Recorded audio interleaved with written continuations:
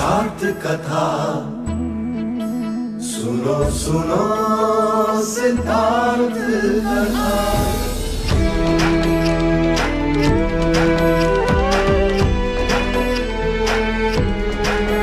संसार में दुख का कारण क्या, संताप शोक का निवारण क्या। संसार में दुख का कारण क्या, संताप शोक का निवारण क्या। इस खोज में सब कुछ त्याग दिया, हर वैभव से वैराग लिया। वो सृष्टि से संयुक्त हुए, सिद्धार्थ से गौतम बुद्ध हुए।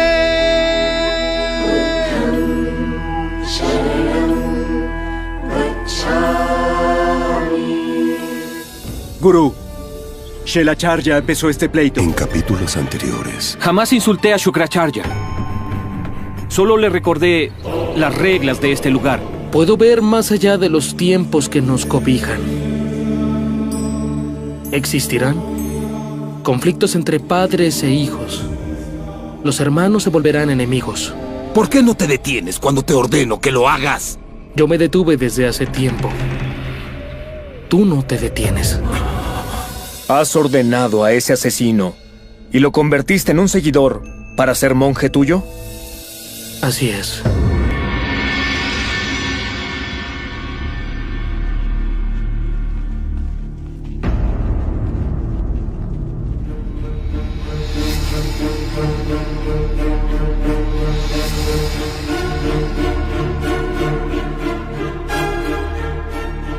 मगध के बलवान सैनिक आत्मसमर्पण कर रहे हैं। यही देखने आप हमें वैशाली से यहाँ लाए हैं।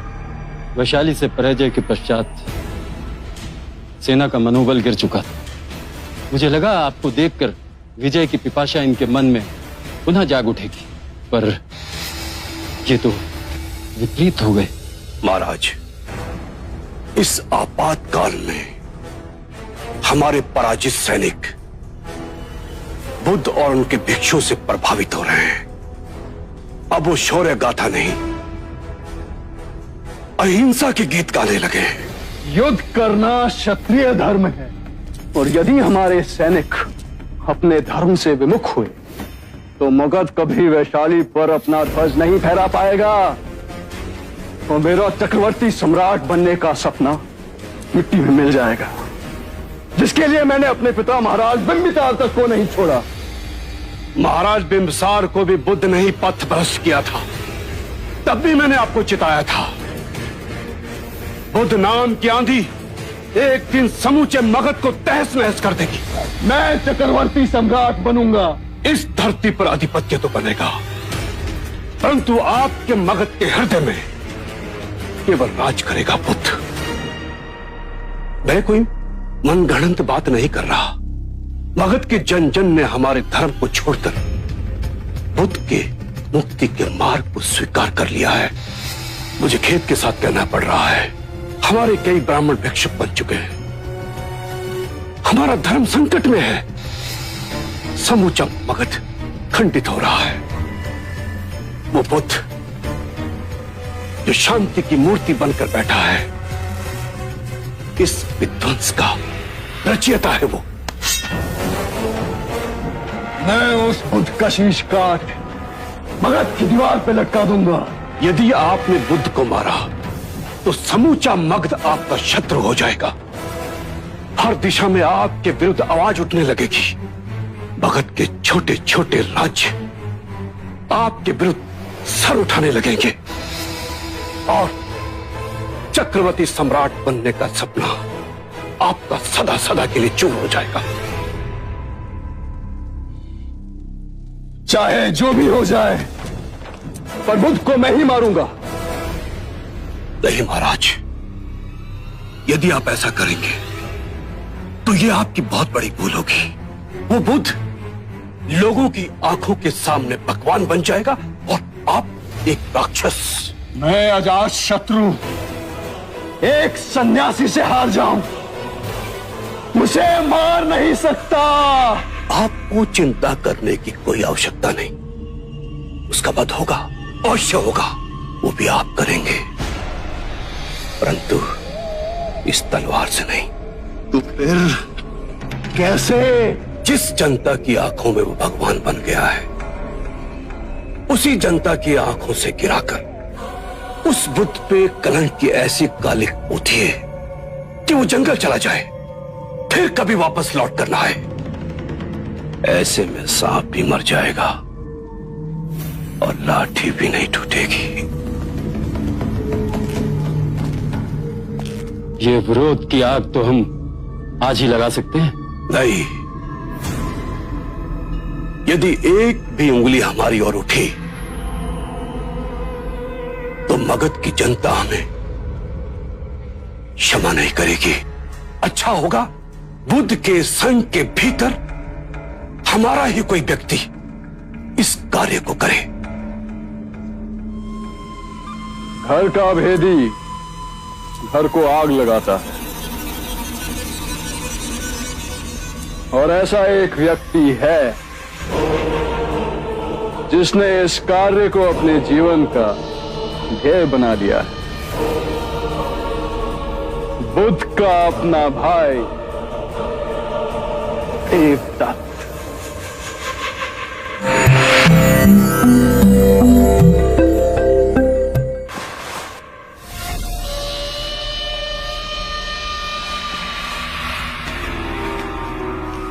आओ मित्र,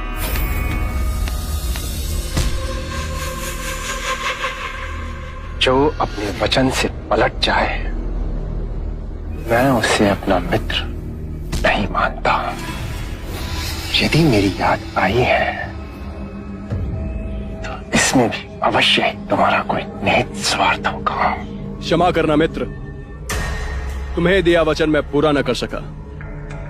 अंतिम बार जब हम मिले थे तो वैशाली पर विजय पताका फहराने का मेरा भूत सर पे सवार था।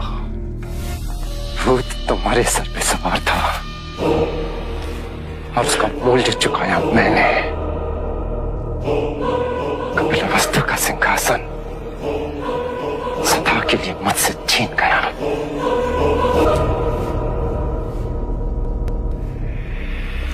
मित्र, जैसे ही मगध की सेना वैशाली से पराजय के दुख से उभरेगी, हम कपिलवस्तु का राज सिंहासन दिलाने तुम्हें अवश्य आएंगे।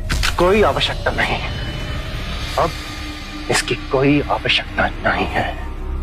जो अपने वचन से पलट जाए देवदत्त उससे दोबारा सहायता कभी नहीं देता। सहायता लोगे नहीं तो सहायता दोगे तो, और वो भी तब जब हम दोनों का शत्रु एक ही है, गौतम बुद्ध। राजनीतिक विवशताओं के कारण मैं उसे मार नहीं सकता। यदि किसी ने सिद्धार्थ को हाथ भी लगाया तो उससे प्रतिशोध मैं लूंगा। मेरे जीवन का केवल एक ही लक्ष्य है, सिद्धार्थ की हत्या। वो होगी और मेरे ही हाथों होगी। उचित भी है।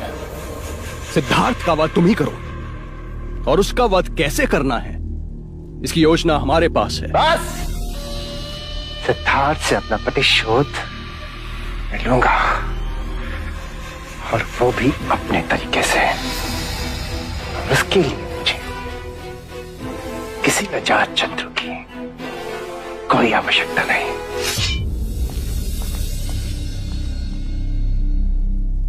महाराज, इस देवदत्त को तो हम अपना मोहरा बनाकर खेलना चाहते थे। फिर चिंता कैसी? वो भले ही हमारा साथ न दे, पर कार्य तो हमारा ही करेगा। यशोधरा! यशो!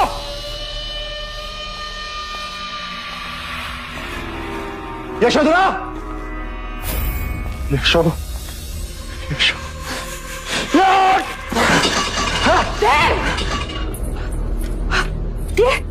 ये क्या पागलपन है देव? पूरे महल को तूने क्यों सिर पे उठा रखा है?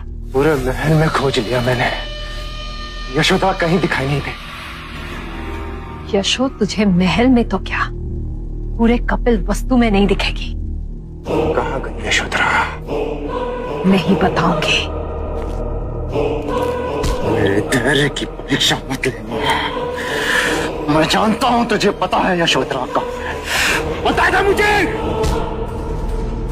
हाँ, मैं जानती हूँ और मैं तुझ जैसे पापी को कभी भी नहीं बताऊंगी। बता दे माँ, नहीं तो तू जानती है मैं क्या कर सकता हूँ।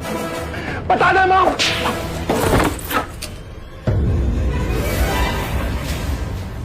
ये क्या कर रहे हैं आप? वही जो तेरे बचपन में करना चाहिए था।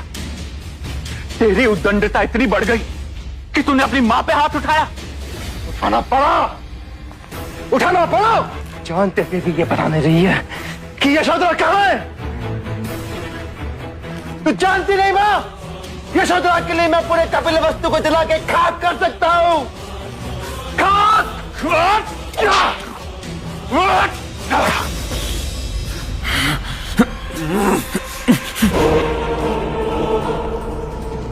चाहे कुछ भी कर लो, कुछ भी, यशोधरा को मैं पाताल से भी ढूंढ निकालूंगा। मेरा पागलपन इतना बढ़ गया है। मैं पागल हूं। मैं पागल हूं। यशोधरा के लिए मैं पागल हूं।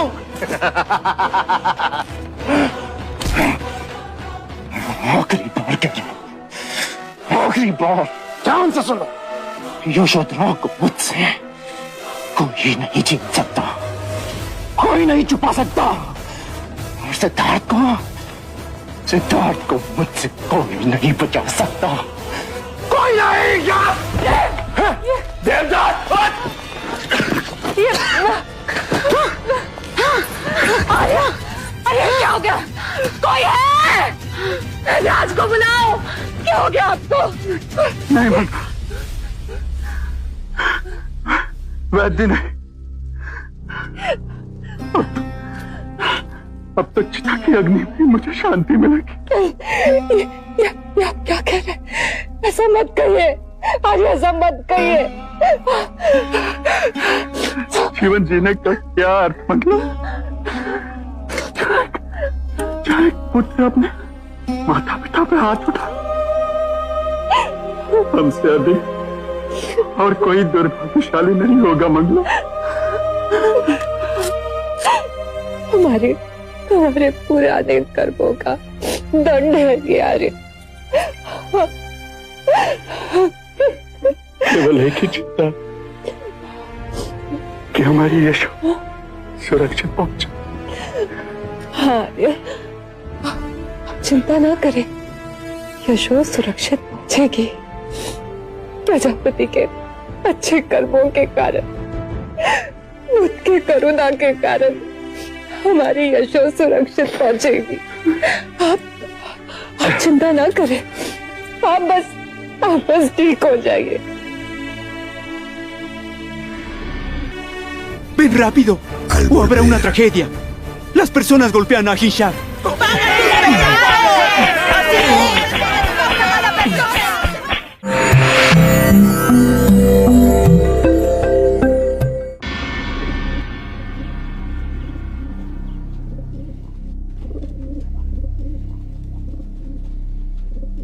माँ, यदि इन्होंने मुझे भिक्षुनी की भिक्षा नहीं दी तो?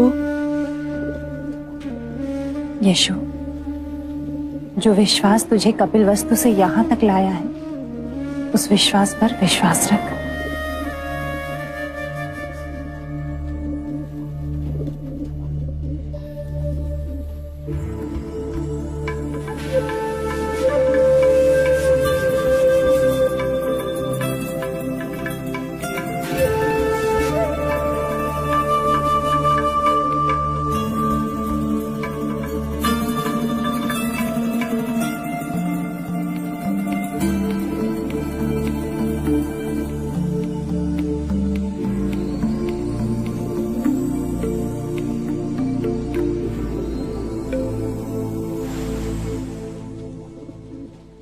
अपने अश्रु पहुंच लो यशोधरा।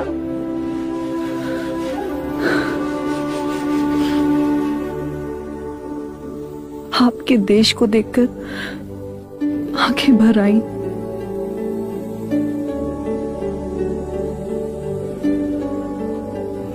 ये पुष्प स्वीकार कीजिए।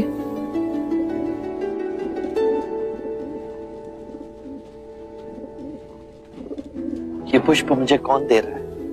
यशोधरा। अभी तो यशोधरा दे रही है।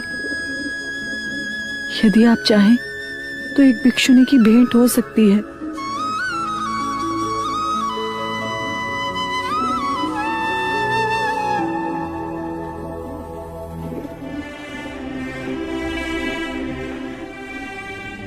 मुझे आपसे दीक्षा लेनी है।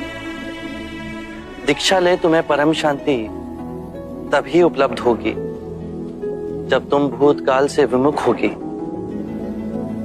सिद्धार्थ से विरक्त होगी। यहां तुम्हें सिद्धार्थ नहीं मिलेगा। जिसके दर्शन पा मन को शांति मिले उसे भगवान कहते हैं, और जिस पावन स्थान पर जाकर शीश स्वयं झुक जाए उसे तीर्थ स्थान कहते हैं। और जिस मनुष्य को देखकर परमात्मा का स्मरण हो उसे बुद्ध कहते हैं। हे बुद्ध, आपकी साधना का मार्ग मैंने स्वयं चुन यह निर्णय लिया है। भूतकाल स्वप्न था, मेरा यथार्थ आज है, ये क्षण है। आपकी करुणा के उदाहरण ने मुझे बदल दिया। करुणा के द्वारा ही किसी भी जीव की पीड़ा समझी जा सकती है, उसके दुखों को दूर किया जा सकता है। तुम्हारे विचार उत्तम है। विचार जब तक कर्म न बने उनका कोई अर्थ नहीं है। ये आप ही के वचन है। आपने ये भी कहा था कि no importa lo que पढ़ लो, कह लो, किंतु वो जब तक आपके कृत्य में ना हो तब तक उनका कोई लाभ नहीं। तुम्हें दीक्षा मिलेगी। एक अंतिम इच्छा है, यदि आप पूर्ण करें तो मुझे दीक्षा आप दें। आप इन्हें दीक्षा के लिए तैयार करें, मैं स्वयं इन्हें दीक्षा दूंगा।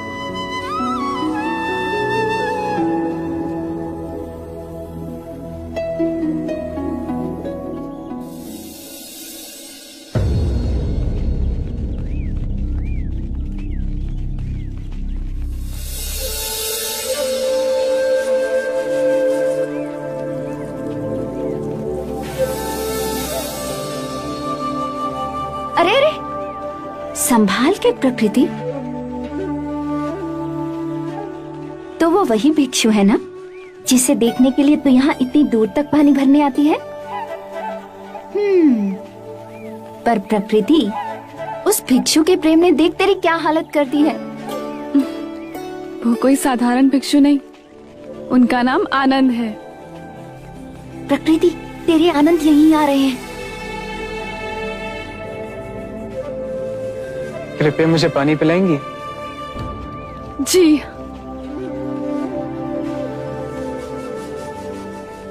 क्या हुआ, आप रुक क्यों गई? मैं नीची जाति की हूँ, मेरे हाथ का पानी अशुद्ध है। मैंने आपसे पानी मांगा, वर्ण या जाति नहीं पूछी। हम भिक्षु वर्ण का तिरस्कार करते हैं। हमारे शाक्यमुनि बुद्ध केवल मानवता और करुणा को मानते हैं। क्या ये संभव है? शाक्यमुनि का मार्ग सरल है, ना ही मंदिर और ना ही दर्शन। हमारी बुद्धि और मन ही हमारा मंदिर है, और करुणा ही दर्शन।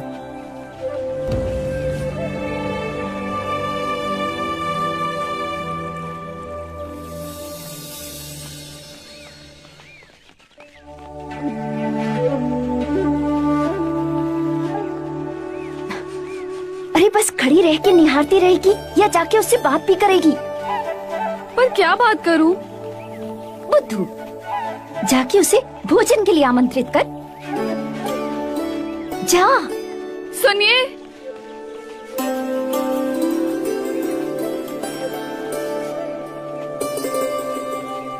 यदि आप वर्ण नहीं मानते तो क्या आप मेरे घर भोजन करने आएंगे?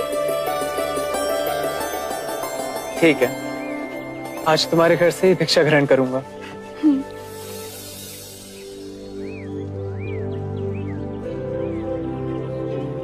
दाल?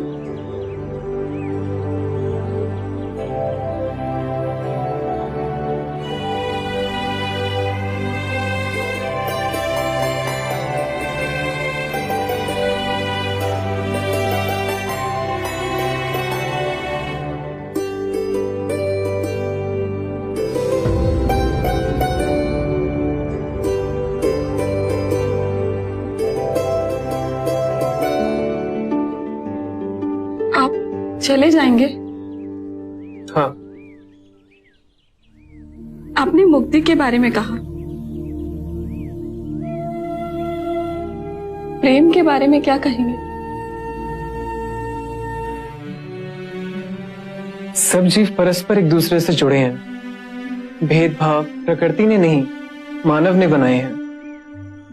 प्रेम ही वो नदी है जो एक व्यक्ति से दूसरे व्यक्ति तक बहती है और उन्हें जोड़ती है।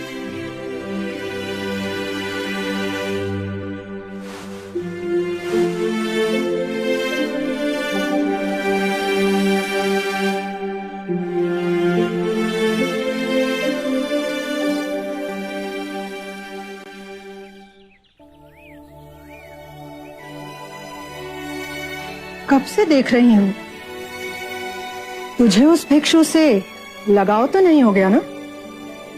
माँ, तुम्हें मेरे विवाह की बहुत चिंता रहती है ना? मैंने अपना वर चुन लिया है। मैं आनंद से ही विवाह करूंगी। बावरी हो गई है तू। वो भिक्षु है, उसने संसार त्याग दिया है।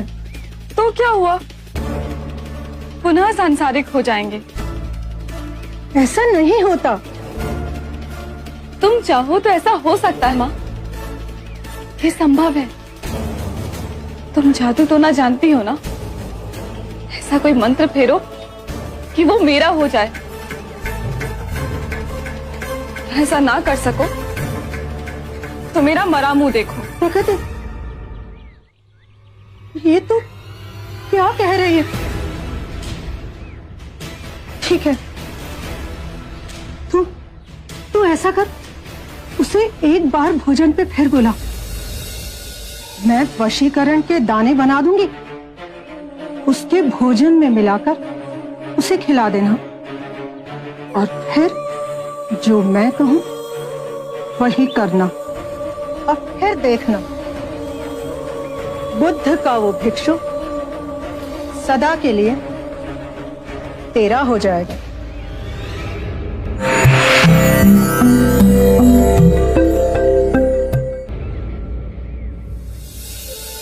या भगवती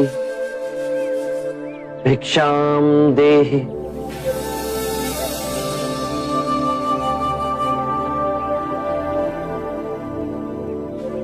बुद्ध, बुद्ध, जल्दी चाहिए, नहीं तो अनर्थ हो जाएगा। अहिंसक को लोग मार रहे हैं।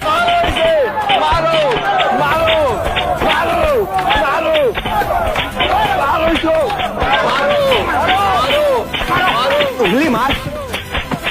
अपने आप को भिक्षु का चोला पहन भिक्षु समझता है। मारो जब तक इसके प्राण नहीं निकल जाते।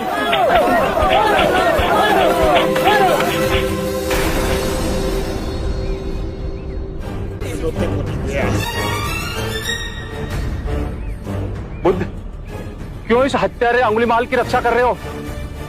कितने लोगों की जाने ली है इसने? अब ये अंगुलीमाल नहीं,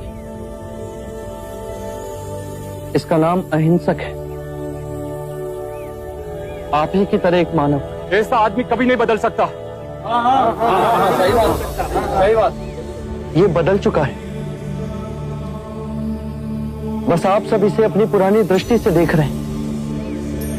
यदि ये अंगुलीमाल होता तो क्या आप में से किसी में भी इतना साहस या बल होता कि आप इसे एक उंगली भी लगा सकते? ये आपका वार खाता रहा, क्या इसने आप पर पलटकर वार किया? क्या ये परिवर्तन आपको नहीं दिखा? आज इसने अपना लहू बहा, अपने सारे बुरे कृत्यों को धो डाला।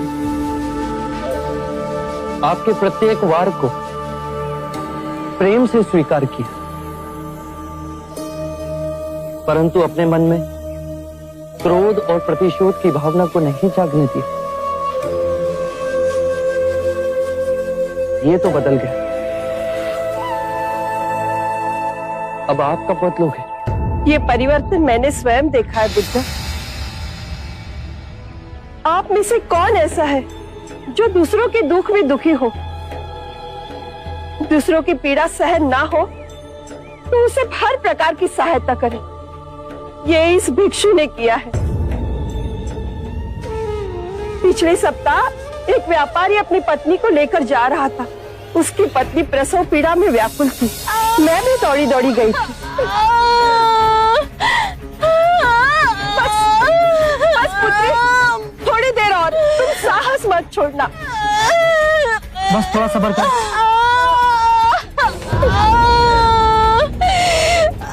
ये कैसे चित्त? हे प्रभु, इस धन्यवाद में कौन हमारी सहायता करेगा?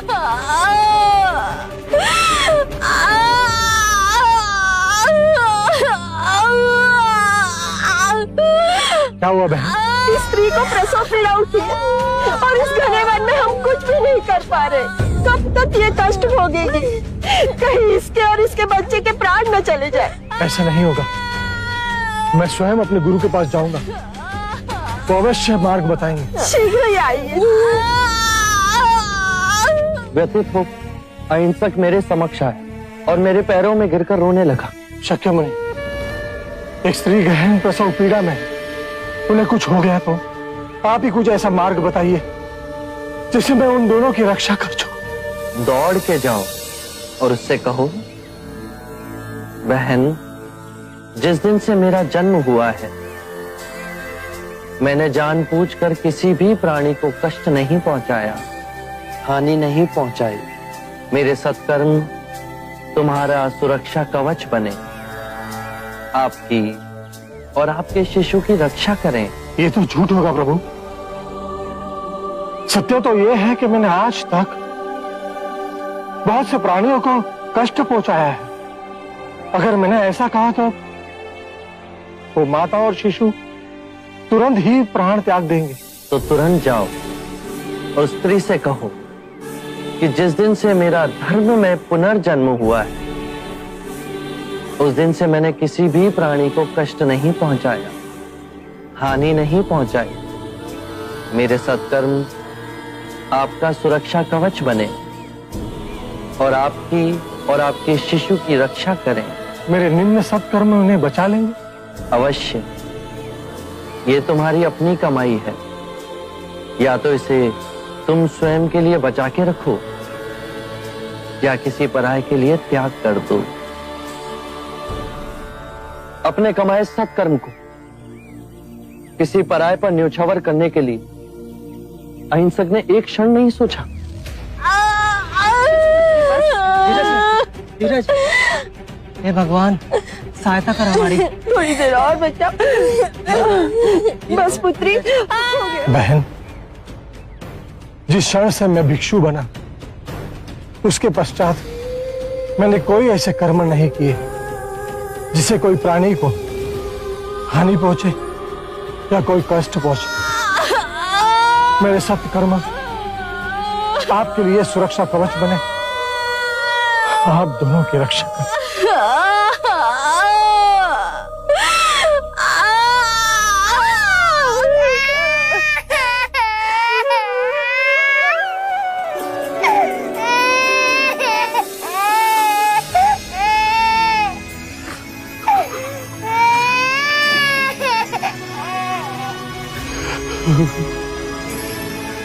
दूसरों के दुख से दुखी होने वाला किसी को क्या दुख दे सकता है? यदि ये मन का सच्चा न होता तो वो स्त्री कब के अपने प्राण त्याग चुकी होती। इन्हें मत रोकिए बुद्धा, मारने दीजिए। तब तक मारने दीजिए जब तक कि इनके मन का क्रोध शांत न हो जाए। कर्म और गुणों के भंडार हो तुम। आज तुमने अपने नाम अहिंसक को पूर्ण रूप से जिया है। बुद्ध सत्य कह रहे हैं। अहिंसक बदल चुका है। हम सब गलत थे, हमें क्षमा कर दीजिए।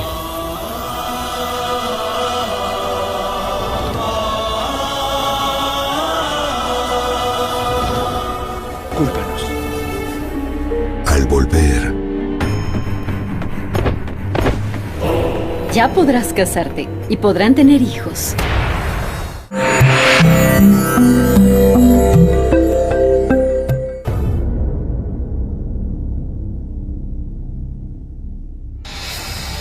मैं वशीकरण के दाने बना दूंगी, उसके भोजन में मिलाकर उसे खिला देंगे।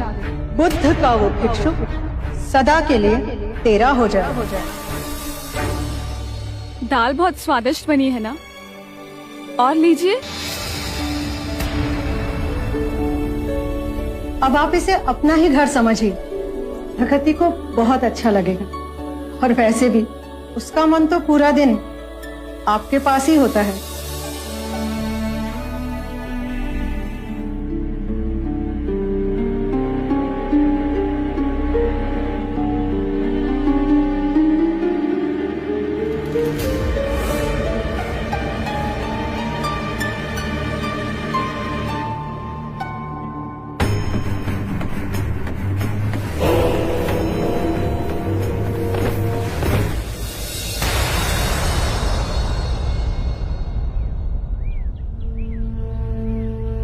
सरीपुत्र,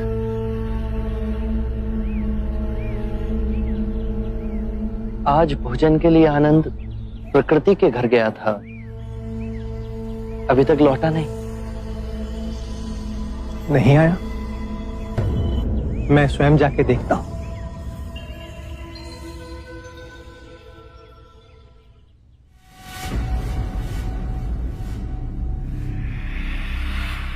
ये ले, अब तू इससे गंधर्व विवाह कर ले, फिर ये भिक्षु संसारी हो जाएगा।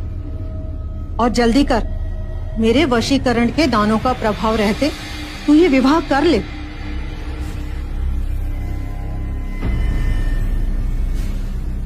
क्या सोच रही है तू? माँ, हम कुछ गलत तो नहीं कर रहे ना? हमारे में गंधर्व विवाह स्त्री की इच्छा से होता है। क्या तू ये विवाह नहीं करना चाहती? मैं तो आनंद के प्रेम में वशीभूत हूँ और मेरे जीवन में इनके सिवा और कोई नहीं।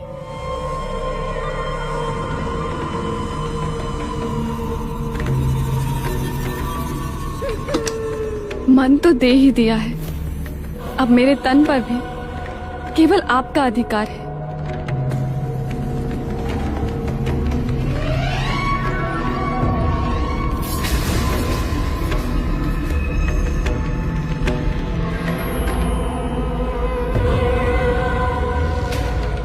मैंने मन से आपको अपना वर मान लिया है।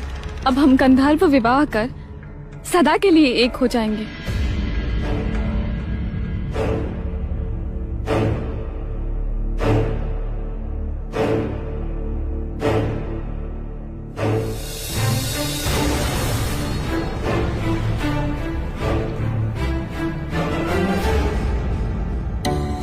क्षणभंगुर सुख हमारी संपदा को लूट लेता है। ऐसी संपदा जिसका नाम परम शांति है। एक बार ऐसे सुख का लालच मात्र भी हमारे मन में आया तो ये जड़ पकड़ लेता है। फिर हम दुख और सुख की नदी में तिनके की तरह बहने लगते हैं। यदि ऐसा क्षण आए तो क्या करना चाहिए बुद्ध? ऐसे समय में केवल अपनी सांसों पे ध्यान धरो।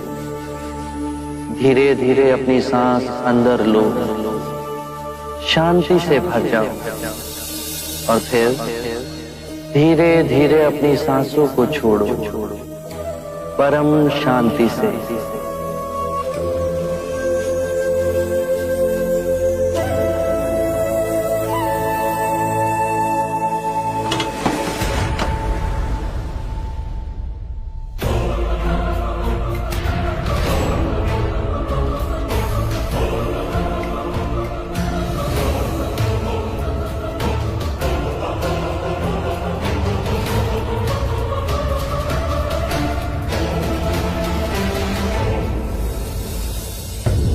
आनंद के निश्चल मन का लाभ उठा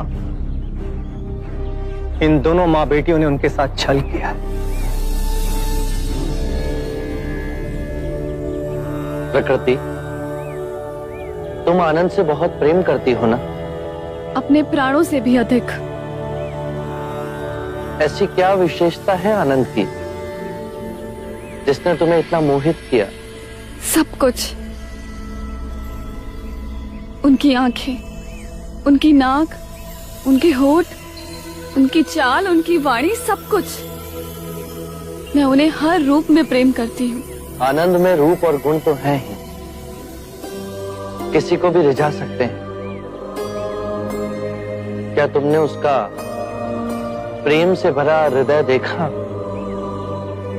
जानती हो आनंद सर्वाधिक प्रेम किससे करता है? मुझसे तो नहीं। यही तुम चूक गई।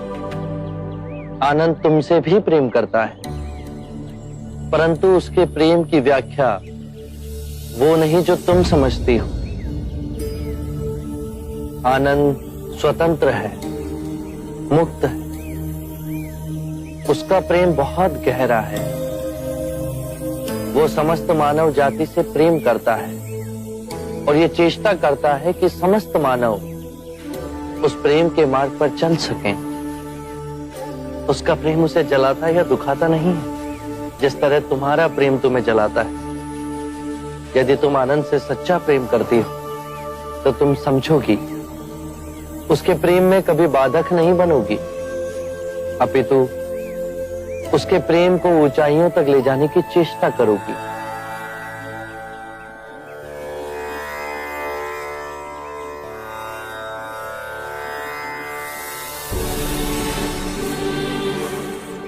मेरा प्रेम स्वार्थी था। आनंद को अपने आप से बांधना चाहता था। क्या मैं भी भिक्षु आनंद की तरह प्रेम कर सकती हूँ? क्या आप मुझे सिखाएंगे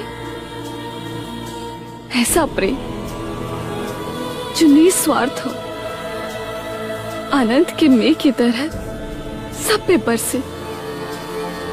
बुद्ध की शरण का आंचल इतना बड़ा है जिसमें मुझ जैसे गिरे लोग भी समा सकते हैं। मुझे क्षमा करें, अब से मैं भी मुक्ति के मार्ग पर चलूंगी।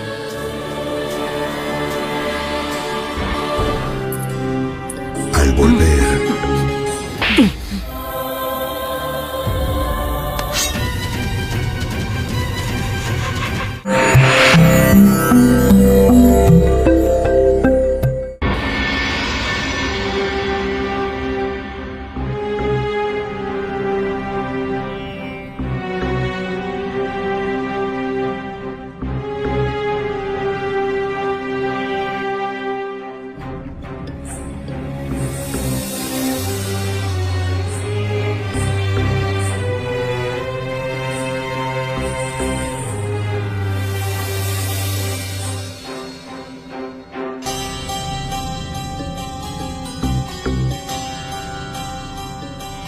मेरे प्राणों से प्रिय वल्लभ, देखो आम्रपाली, तुम्हारा वल्लभ आया है।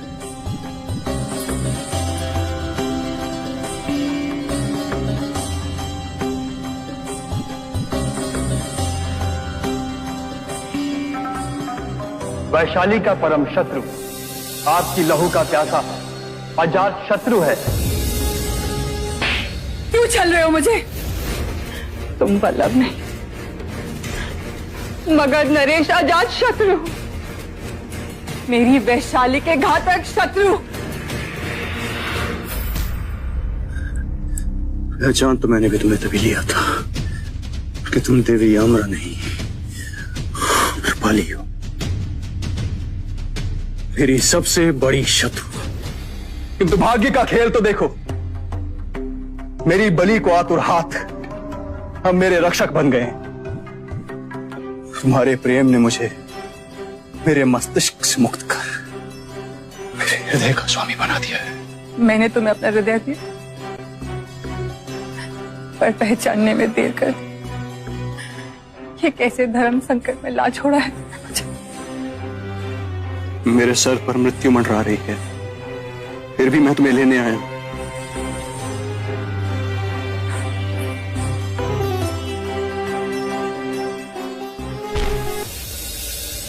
मैं महान योद्धा मगध नरेश अजात शत्रु तुमसे अपने प्रेम की भीख मांग रहा हूं।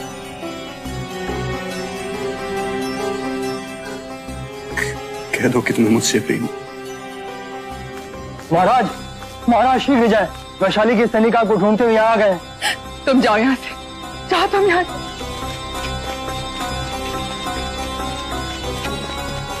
जाए महाराज, शीघ्र करें। हाँ, कह दो कि तुम्हें मुझसे प्रेम नहीं। जाओ यहाँ से तुम, इससे पहले कि कोई तुम्हें देख ले।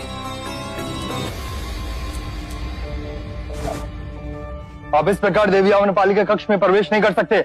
हमारे गुप्तचरों ने अजात शत्रु को यहाँ आते हुए देखा है। महल की छानबीन के बिना हम कहीं नहीं जाएंगे।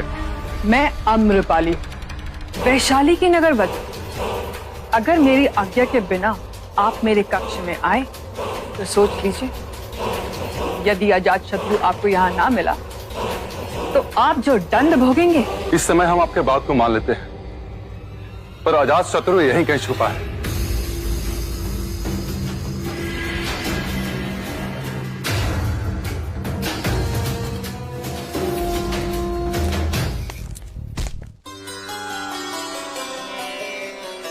हाँ बा, मैं जानता था तुम मुझसे प्रेम करती। मैं अपनी वैशाली से भी प्रेम करती हूँ। जो मगध तुम्हें देगा वैशाली कभी नहीं दे सकती। मगध की महारानी से बढ़कर वैशाली की नगरवधु नहीं। चलो मेरे साथ। मगध के लोग मुझे महारानी बुलाएंगे और वैशाली के देशद्रोही। जिसने भी तुम्हें देशद्रोही बुलाया वो जीवित नहीं बचेगा। समस्त वैशाली को आग लगा दूंगा मैं। आम्रपाली, चलो मेरे साथ, इससे पहले कि वैशाली के सैनिक मेरे अश्व को खोज लें। चलो मेरे साथ। मैं तुम्हारे साथ इस समय नहीं चल सकती, मुझे समय चाहिए। मैं मगध में तुम्हारे उत्तर की प्रतीक्षा करूंगा।